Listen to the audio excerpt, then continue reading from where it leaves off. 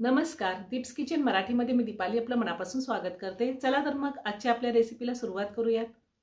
आज मी तुम्हाला झटपट असा अंडा राईस कसा करायचा ते दाखवणार आहे। तर त्यासाठी आपल्याला काय साहित्य लागतं ते आपण पाहूयात। मी इथे 2 वाटी बासमती राईस घेतलेला आहे आणि राईस मी पाण्यामध्ये भिजत ठेवलेला नाही। ह्या वाटीने मी 2 वाटी तांदूळ घेतलेला आहे। 6 अंडी घेतलेली आहेत। 2 मीडियम साइजचे कांदे कट करून घेतलेत। 2 मोठे टोमॅटो कट करून घेतलेले। 1 चमचा आले लसणाची पेस्ट, 1 चमचा मी लसूण बारीक चिरून घेतलेला आहे। 1 हिरवी मिरची घेतली, थोडी कोथिंबीर बारीक चिरून घेतली, पाव चमचा हळद, अर्धा चमचा धने पावडर, 1 चमचा लाल तिखट। तिखटाचं प्रमाण तुम्ही तुमच्या आवडीनुसार कमी किंवा जास्त घेऊ शकता। आपण हिरवी मिरची सुद्धा वापरलेली आहे। 1 चमचा चिकन मसाला पावडर घेतली आहे। याऐवजी तुम्ही गरम मसाला वापरला किंवा बिर्याणी मसाला वापरला तरीही चालेल। चवीनुसार मीठ आणि आपल्याला तेल लागणार आहे। सगळ्यात आधी आपण हा तांदूळ 2 ते 3 पाण्याने स्वच्छ धुवून घेऊया। आपल्याला तांदूळ भिजत नाही घालायचा, फक्त धुवून घ्यायचा आहे। तांदूळ मी 2 ते 3 पाण्याने स्वच्छ धुवून घेतलेला आहे। आता आपण अंडा राईस करूया। मी हा राईस कुकर मध्ये करून दाखवणार आहे, अगदी झटपट होतो। त्यासाठी मी इथे 2 चमचे तेल घेतलेले। तेलामध्ये मी हिरवी मिरची घातली आहे, त्यातच बारीक चिरलेला लसूण घालायचा आहे। लसणाने खूप छान टेस्ट येते आणि लसूण थोडासा परतल्यावर लगेच आपल्याला कांदा घालायचा आहे। कांदा मी 2 मिनिटं चांगला परतून घेणार आहे। कांदा 2 मिनिटं मी परतून घेतलाय। त्यात आता आपल्याला आले लसणाची पेस्ट घालायची आहे आणि पुन्हा 1 मिनिटभर चांगलं परतून घ्यायचंय, म्हणजे आले लसणाचा कच्चा वास निघून जातो। आले लसणाची पेस्ट सुद्धा मी परतून घेतलेली आहे। आता आपल्याला त्यामध्ये टोमॅटो घालायचा आहे। स्वयंपाकाचा कंटाळा आला आणि काहीतरी चटपटीत आणि मस्त असं काहीतरी खायचं असेल तर हा राईस तुम्ही नक्की करून पहा, खूप छान होतो। टोमॅटो सुद्धा मी 1 मिनिटभर परतून घेणार आहे। आपल्याला जास्त परतायची गरज नाही। टोमॅटो थोडा मऊ झाला की त्यामध्ये आपल्याला पावडर मसाले घालायचे।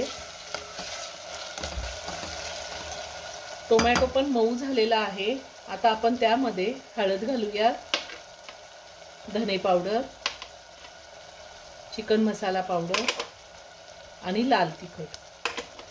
त्यातच बारीक चिरलेली कोथिंबीर घालूया आणि हे पुन्हा सगळं व्यवस्थित मिक्स करून घेऊया।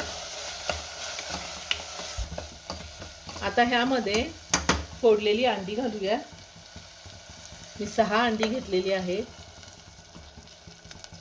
आणि ज्या पद्धतीने आपण बुर्जी करतो अगदी तसंच आपल्याला व्यवस्थित मिक्स करून अंड पूर्णपणे ड्राय होईपर्यंत असं परतून घ्यायचे। आता ह्यात मी थोडंसं मीठ घालते।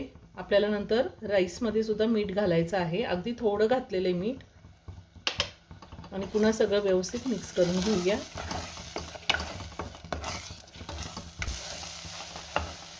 आता ह्यातली थोडी बुर्जी मी बाहेर काढून ठेवते, म्हणजे ज्यावेळेस राईस होईल त्यानंतर आपल्याला वरतून घालता येईल।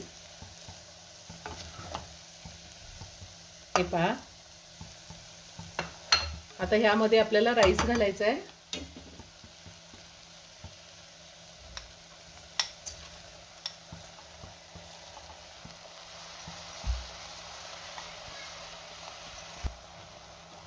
राईस सुद्धा मी 2 मिनिटं चांगला परतून घेणार आहे। आपण 2 वाटी तांदूळ घेतलेला आहे, त्यासाठी मी 3.5 वाट्या पाणी गरम करायला ठेवले। तुम्ही 2 वाटीला 4 वाटी पाणी सुद्धा घालू शकता, पण भात जरा मोकळा हवा असेल तर 3.5 वाट्या पाणी सुद्धा एकदम व्यवस्थित होतं। साधारण 2 मिनिटं मी तांदूळ चांगला परतून घेतलेला आहे आणि आता आपल्याला ह्यामध्ये पाणी घालायचे। पाणी आपल्याला गरमच घालायचं आहे।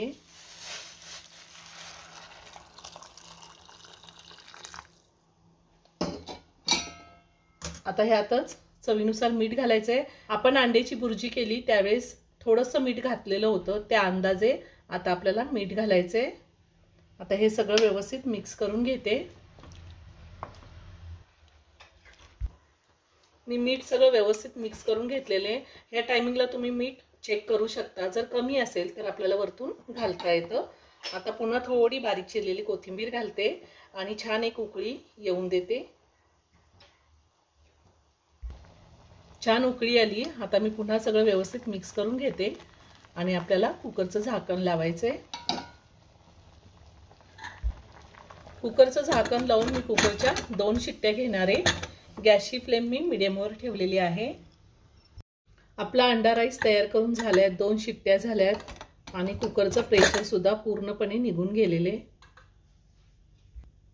मी वरतून थोडी कोथिंबीर घालते आणि आपण ही जी अंडा बुर्जी काढून ठेवलेली होती ती सुद्धा मी थोडी वरतून घालणार आहे. आता हे सगळं आपण व्यवस्थित मिक्स करून घेऊया. खूप छान झालाय राईस. छान मोकळा झालेला आहे राईस आणि थोडा थंड झाल्यावर अजून मोकळा होईल. आता मी एका प्लेटमध्ये काढून घेते. आता राईस मी एका प्लेटमध्ये काढून घेते.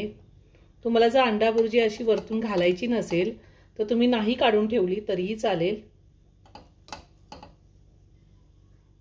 तयार झाला झटपट असा अंडा राईस. बघूनच तोंडाला पाणी सुटले ना? मग नक्की करून पहा.